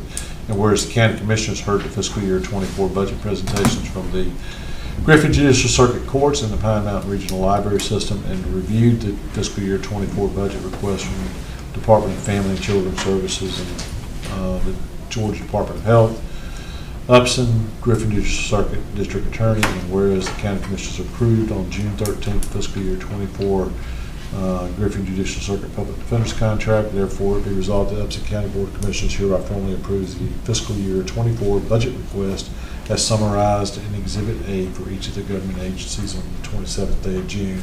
Is there a motion on this? Is there a second? Second. Any further discussion? Ms. Jones? Commissioner Jones? Yes. Commissioner Wilder? Yes. Commissioner Watson? Yes. Commissioner Ellington? Yes. Chairman Allen? Yes. Okay. So before we get into item J, our last item, was a request to add an executive session for personnel. Can I have a motion to add an executive session for personnel to the agenda? So moved. Is there a second? Second. Any discussion? Ms. Jones? Commissioner Jones. Yes. Commissioner Wilder. Yes. Commissioner Watson. Yes. Commissioner Ellington. Yes. Chairman Allen. Yes. All right. Item J. Talk about part of the field, children and family services. We didn't get into the DFAX budget. No, we just approved a resolution that we, Yes, sir, I only asked, none of those budgets, including the Department of Health, none of those budgets increased. Their letters requesting are in your budget package. So I didn't really, you didn't hit on because there was no increase. yes. But we still have to approve. You just did, I think. They were in that resolution. Yeah. You just did. Clear as mud, folks. All right. Trust us, Commissioner. No. Well, Well, I guess, and I'll make sure that in the future, if there's anything in there that will at least, it may not be an increase or a decrease, we'll at least talk about it or highlight it. Okay, so, fine, item J, county manager comments. Mr. Chairman, I have two. One, and we sent you the good news via email, but I want to take the time to give you my perspective on our recent Distinguished Budget Award from GFOA. So 20 years ago, when I worked for a county of 250,000 people in a 5-person budget office, not a finance office, budget office, we were awarded this. And it was a pain in the neck. It's hard to achieve, and it's even harder to maintain. And maintaining it may not be a feasibility for us. We're certainly going to look into it.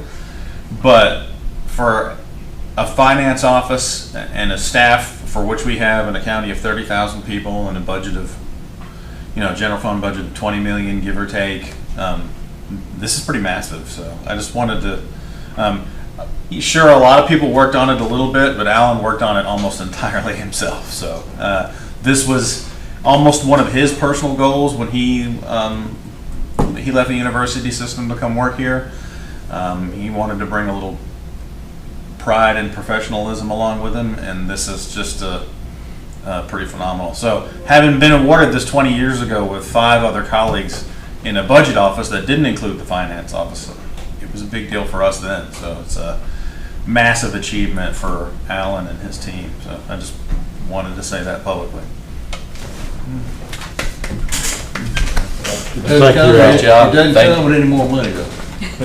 Well, if you did it once, you got to Once, repeat, right? we repeat. Once was enough. We skipped over the bonus resolution. Yeah. That's a Thank good you. thing. Thank you, Alan.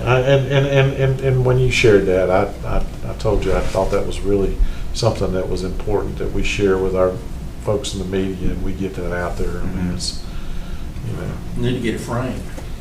So that's for 2023. In 2022, there were 3 counties in the entire state that had that designation out of 159. 237 counties out of 3,100 counties in the U.S.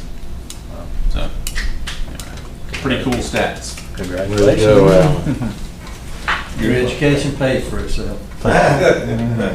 Thank you. We're supposed to get the actual certificate and some hardware that's coming with it. Oh, really? It's A medallion or something. It's at the annual conference in Honolulu. Alan and I'll be attending. Don't make me start going about, are you getting a ribbon? Oh, wow. A medal, actually. Well, that's what I'm wondering. What's that medal? Air Force, you guys usually get medals for all this stuff. You get a- So does the Navy. Passed my PT test. Oh, here's a medal. Okay. I'm just kidding. And I don't know. Let's get back and be professional again. Right, we did reach out to me already, so. Yeah.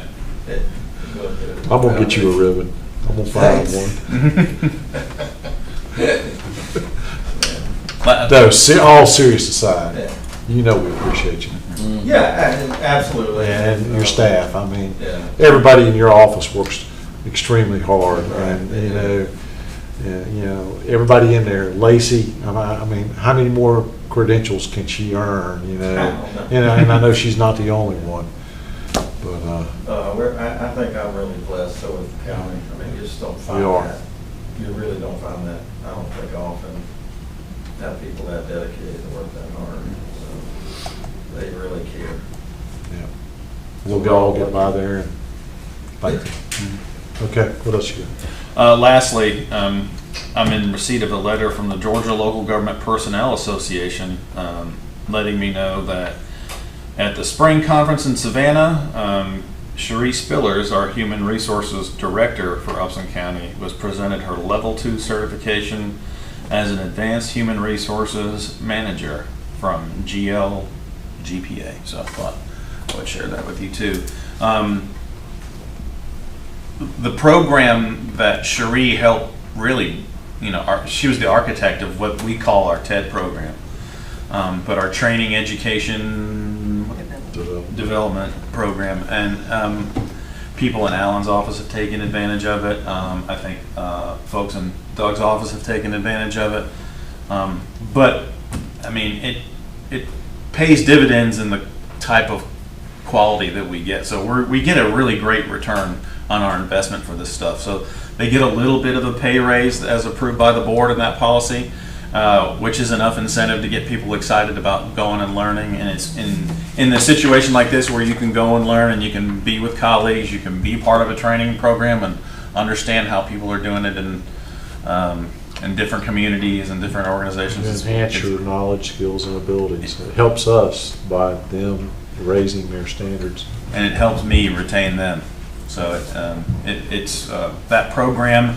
I know I think we had 3 separate work sessions where that was on the agenda, and we finally tuned it. It's really paying off. So, and this is a great example of it. And that's all I have, Mr. Chairman. Well, tell Cherie thank you. We'll all stop by and see her too. It's well done. You have anything? No, sir. Okay, well, the only thing I know we have will be to figure out when we can coordinate a time with our folks down the hall on our next town hall that we obligated to do, so. I think we need to ask for a full board on both sides. Well, I think, to accommodate different times and all that, it may be like we can't all be there, but we'll at least have citizen input. So as long as we can make sure we have a quorum there, we talked about Saturday mornings as being an option, later in the evening, during the week. But, obviously. Like 6 a.m. Refrain from doing, And I think there needs to be a time limit for questioning per person. yeah, So it don't get hijacked. Yep. yeah. Okay.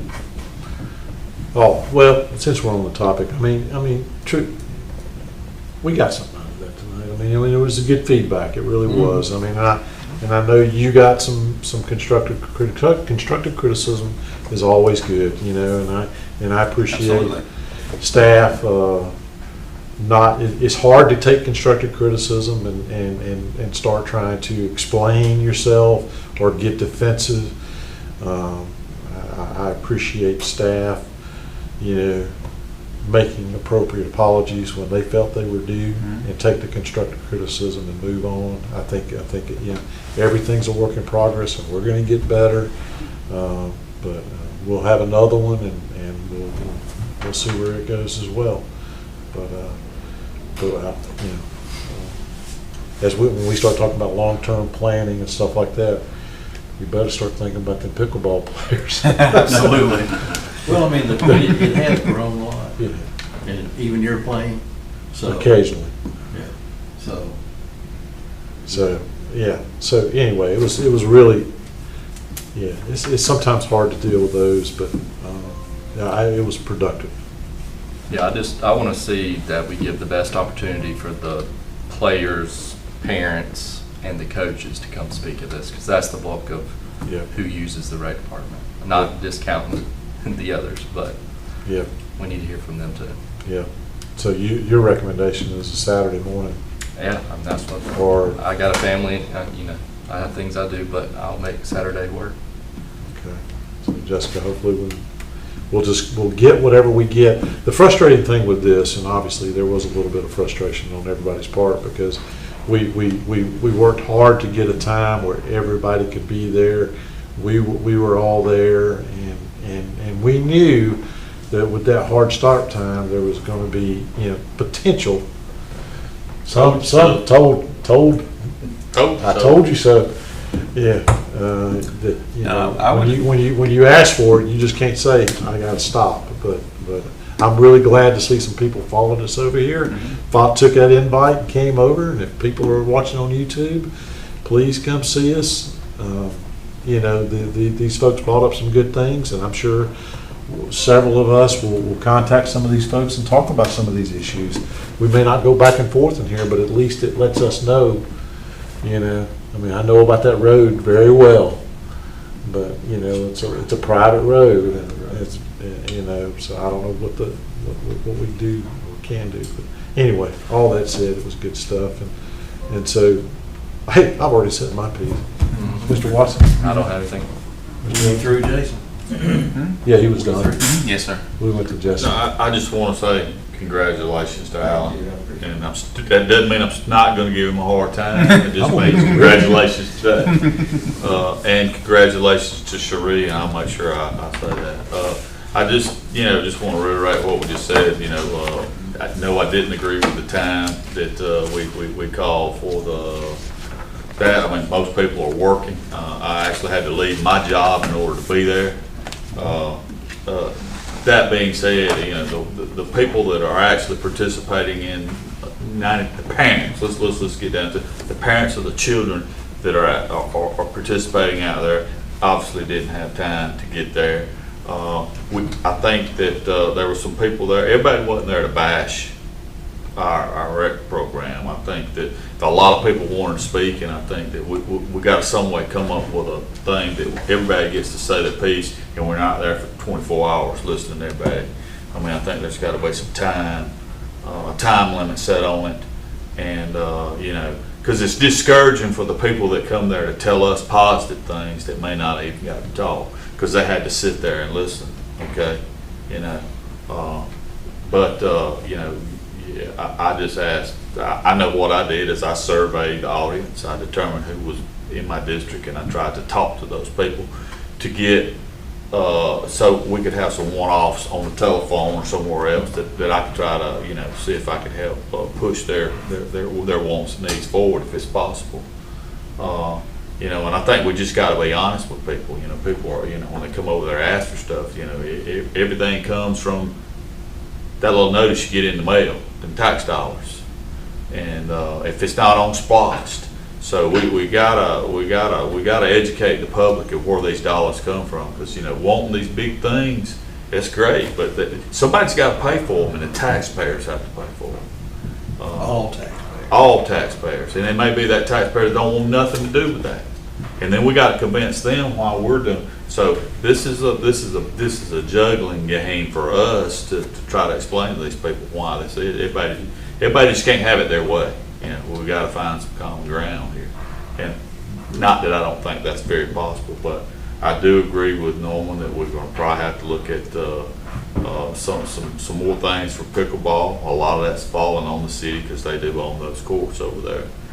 Maybe there's the potential to have something over here at these old tennis courts, knock some stuff down. I don't know. We just need somebody to look at the numbers on that, and that'd be more for Jason to kind of maybe work with our engineering group just to get us some numbers on that, just to see what we would be looking at. But I know we talked about doing some fields and different things. I want to tell you something, guys. It's big, and you're gonna find out soon. Girls softball is big. And for those who don't have children that play girls softball, you don't know it. But I spent about 9 years coaching girls softball, not because I wanted to, it's because my wife told me I was. And they shared a field over here with the school system, and I got to be honest, I hadn't been there on that field probably in 4 or 5 years. I don't know what kind of conditions those fields are in. They were kept up pretty good, but the school owned those fields and they just allowed us to do something. If the school is doing something different and they're not keeping those fields up or they're going a different direction, we gotta look at something for girls softball, because I don't know what the participation rate in girls softball is today, but back when we were in it 4 or 5 years ago, it was, every team was full. So we really need to look at that. We got to have an option for them. I mean, it can't be all about baseball, and football. I know I think it was maybe 3 years ago, Jason, when there was a group that went out there and laser graded one of those fields. It was I think it was volunteers, and I think it was led by one of the teachers over there, and another person that I know. They said, hey, we're going to do this. And it's school-owned piece of property, so they went and had it laser graded and stuff like that. So, but that's one of the things that we've got to take on board too at our fields. I mean, we've got to get the roof, the lighting, the flooring in there, and then we got to get outside on the grass. I mean, if you go out there, I mean, between first base and the first base coaching box, I mean, the elevation on some fields is that much. I mean, just over time. So we've got to invest on those fields. People talk about our programs and the difference between Pike and how people are moving to Pike, taking their children up to Pike for athletics. I've been up there. They've got a wonderful program, but the facilities are no better than ours. I mean, and they certainly, ours can certainly be even better. It just, but it's the engagement of the parents and the coaches and all that. So I don't know, and that's what I want to hear people when they come to the town halls. Tell me, what is it going to take to make you want to be a coach? I mean, I know what made me want to be a coach when I was 19 years old, 20 years old, going out there and doing it. But things have changed in 40 years. So, it's just a different world. And there's a lot more opportunity out there for people to do a lot of other things. When I grew up here, it was Little League Baseball. I mean, that's what, you just went through the wickets. You didn't play soccer. You didn't do all this other stuff, but things change. So kids, and I know from having 2 grandkids that live with me, man, they're all over the place. I mean, from horseback riding to soccer to running to so. I'd make just one comment about today. How cool was it to go? We're getting ready to go start our town hall at 4:30, but what was cool about that is summer camp was getting out at the same time. Do you not just love seeing that place full of children? I mean, that's new. We didn't used to do that. And there's a list of about 15 other things that we didn't used to do. That building is covered up with kids all the time, and I'm very proud of that. And as a grandparent, a child that would qualify for some of those programs, the adaptive sports and the inclusive stuff, seeing them have at least a small season for kids who otherwise wouldn't go out there and play. I mean, that's huge. And it was I think it was $15 for a 3-week season, and then they had adaptive swimming. I mean, so I appreciate what you and Shaka and everybody's done to reach out to try to bring new programs in, the 4-H being over there, and the summer programs. I mean, yeah, it's awesome. But I think one of the biggest takeaways from all of this, communicate. Yeah, we can talk about fees and things like that, but I think a lot of it was communication, because we do rely on our social media, we do rely on our webpage, we do rely on the radio and the newspaper. Got a smartphone. Yeah, but they can't get the messages. Yeah, so we got to work on our communications. We got to work on our accessibility. those are the takeaways I got from tonight, you know. And you can plan for everything, you know, the issue with the pool, you know, I mean, hindsight's always 20/20. You learn by your There's mistakes. going to be things that happen that you learn from. You better learn from them, you know. And we did. I mean, we had, you know, for using the military term, a stand down. We took a stand down, reassessed the situation. We brought other folks in. And yeah, I mean, it's real easy for someone to say, well, you should have done that beforehand. But we've never had trouble. You know, but we will be better because of it. We already are. So we just keep striving, take the criticism and move on. Where'd I leave off, Mr. Jones? Me. I think we could save a little money in this bill if we turn the air conditioning down. Just a little bit. I'm usually hot, but it's cool in here today. Well, we're gonna be talking about that in the coming weeks, right? About Energy efficiency. energy efficiency and building utilization and that kind of stuff. So other than that, there's nobody to say. I appreciate y'all staying, but appreciate the media and Doug showing up, and Alan, kudos to you for getting that award, and I don't know what the medal's gonna look like, but, you know, hopefully, you know, we'll see you hanging around your neck, walking around. It's gonna be red and black with a big bull on it. Other than that, I'm gonna. Thank you. There was a lot of good things, a lot of things that we picked up on from some of the people that were talking at the Civic Center.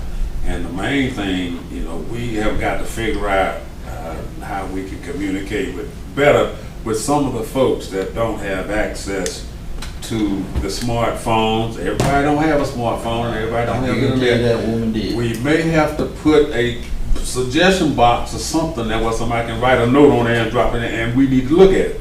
But we have got to be able to listen to what these people got to say. You know, they do pay taxes, and they beat us up sometimes, a lot. Yeah. Well, and you know, like we talked about, you know, encouraging people to come here and getting your 5 minutes. We don't vet them. You know, they can come in here and tell us anything within reason, as long as it's all respectful. We may not answer them then, but between that, I think they all have the ability, 647-7012, and they'll transfer them to us. I mean, you know, I mean, it's a constant battle. Communication is always something you got to strive on. So, Mr. English, you got anything? I don't have anything. I do have one question before we go into executive session. I know we're going to talk about personnel, but did we want to talk about that other issue under potential litigation? What you sent us an email on? Does that qualify? Probably need to, I mean, we can talk about it, but, well, which email? I'm not sure. Just say yes. Just say yes. Yeah, just say Well, yes. one of them, we were waiting on some feedback, if it involves Alan. Potential annexation issue. Oh, I think we need to talk about that. we can't, Do we need to do an executive session? I would say so. Because it's potential for litigation. Correct. Okay. So we're going to go into executive session for personnel and potential litigation. I don't need to amend the agenda. We already added the executive session. All right. With that, is there a motion to go into executive session? Is there a second? Second. I need to too. Volunteer fire department. Sir? Did you come from that? They all just called. I'll put them on the agenda. Well, he told me. I haven't argued with him. Just call. You don't have no. They said they were gonna come and confirm But Lincoln saw Mr. Gary came today. I saw Mr. Gary came. So In the past, So, the chairman has overall, we've only done this once before, 9 years ago, the chairman signed it. Okay. And I think Norris Branch Lane is a private road. Yes, it is. It's in my district. Which is no problem. We've had numerous calls on it. It was Thanks for doing created it. privately Well, years ago. So it's a private driveway, it's just like your driveway. And they had 5 or 6 suggestions for improving things, so that was a good thing.